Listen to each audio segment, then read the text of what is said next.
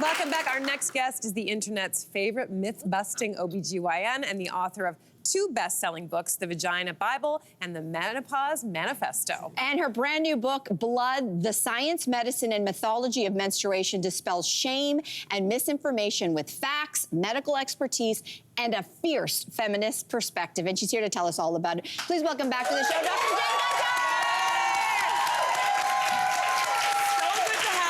Thank you for being here. Now, I know you put your whole heart and soul into this book, but talk to me. Why did you choose menstruation as the focus? Not a chapter, but the entire focus of this book. We don't talk about it enough. You know, I thought the vagina was kind of the last layer of shame or menopause, but, you know, you never see anything about menstruation in public, and I wanted a book out there that said blood on the cover. Nice. I love that. And you're also very clear that this book is for everyone, men, women. Why is it important that everyone should be informed about this subject? We're all here because somebody had a menstrual cycle. Say it! Say it! So true.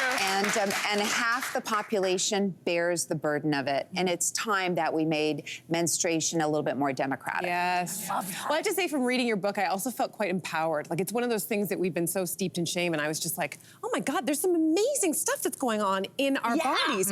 I'm gonna go to this question. You have a chapter called Bleeding Bingo, though, and it lays out when people should see a doctor when it comes to their periods. So can you list some of the reasons why? Yeah, so if your periods are heavy, and some people might not even know, because if they've always been your periods, you might know they're heavy. So if you have clots that are bigger than the size of a quarter, or when you stand up, it feels like there's gushing, or you're bleeding between periods, or you're having to change a pad and a tampon more than every 1 to 2 hours, those would be some things. If you're bleeding after sex, those would be some absolute warning signs. The feminism runs right through the book, including a whole chapter of the book where you talk about feminine hygiene products, and you start that chapter by saying, can we stop calling them feminine hygiene products? Please. So why and what should we call them instead? It's like nails on a chalkboard for me.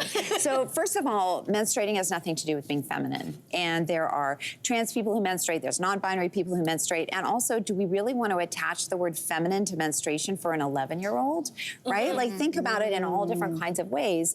Secondly, it's just bleeding. It's not about being feminine. Secondly, hygiene means that you're dirty, and you're not dirty. It's just menstruation.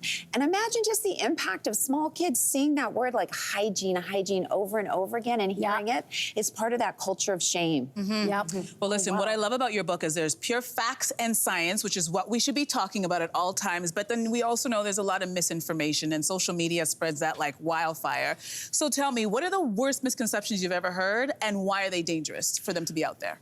Oh, well, I think one of the ones that has driven me nuts lately is people out there saying that if you're bleeding longer than 1 or 2 days, there's something wrong with you. You know, so buy my diet, buy my supplements, that kind of thing.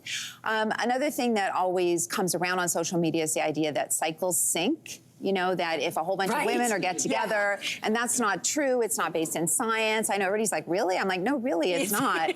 And that was particularly harmful because it's quite misogynistic at the heart of it, because it really basically means that, you know, you're thinking of women like seasonal breeders. Wow. So yeah. Can I throw another one at you? Sure. There's one that people will say that it is when you begin menstruating that makes you a woman. Oh, I hate that. Yeah, I hate that. No, we don't want to be calling, when you're 10 or 11 years old or 12, you're not a woman. You're not, I mean, like, I barely thought I was a woman when I was 20. Like, your brain's still developing, right? So no, you are not. You're just somebody who's menstruating. Okay. The book also has a whole chapter on menopause, which is something we've been talking quite a bit about last year and this year on this show. So what is your advice for women who are struggling and don't know where to start? They're feeling different. What's the first step? Well, the first step would be to get my book, The Menopause Manifesto. And also,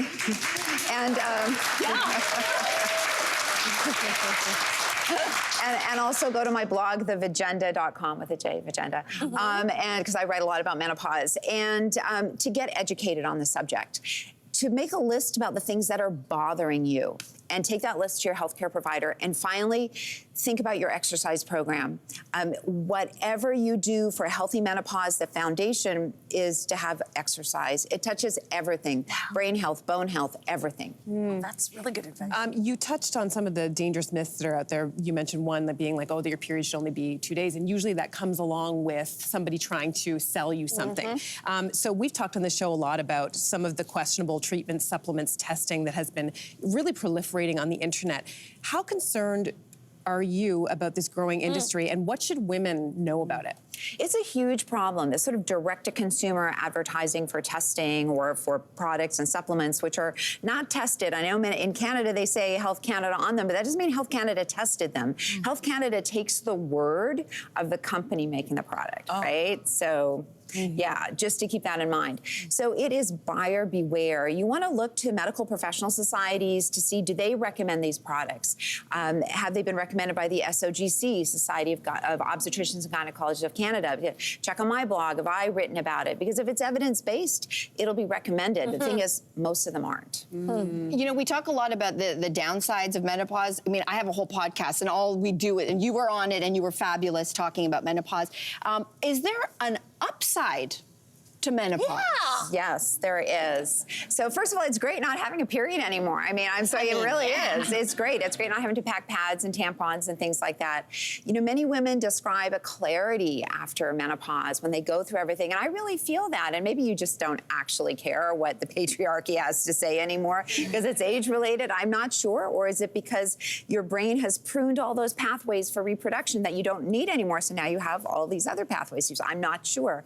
But I've certainly felt it, and I just want all women to know that you can be incredibly productive and valuable your whole life. Amen.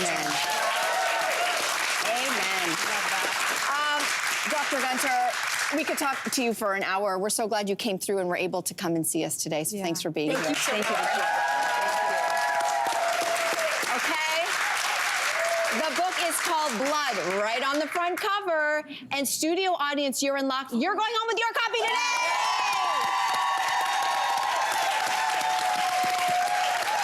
Love it. We're going to take a break, and we'll be back right after this. Hey there, what did you think? Drop your comments below and join the conversation. And don't forget to like and subscribe so you can find more on everything from food and fashion to pop culture and current events. See you soon.